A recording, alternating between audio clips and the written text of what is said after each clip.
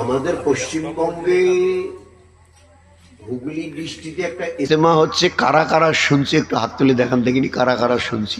ওরে আল্লাহ, তো সবাই শুনে গেছে, আমি আর কি কই, কোন দেখিনি, আমার তো আর কবারই কিছু নেই, সবাই শুনে গেছেন। প্রায় 100টারও বেশি দেশের জামাত অলরেডি পশ্চিমবঙ্গে ঢুকে গেছে। 100টারও বেশি জামাত। You my brother, where do you come from? ওহো, I am come from America.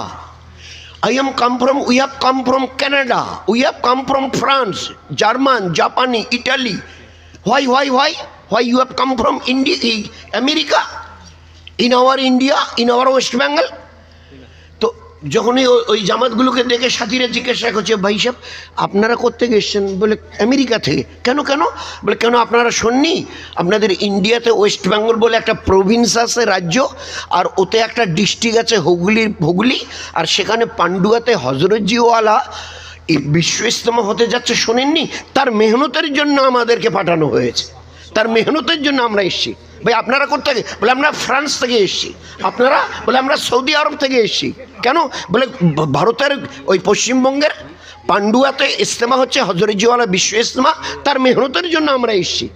তো প্রায় 100রও বেশি জামাত বিদেশ থেকে, 100টা দেশেরও বেশি জামাত, দেশ 100টারও বেশি দেশ থেকে জামাত এসে আমাদের পশ্চিমবঙ্গে এখন মেহনত করছে।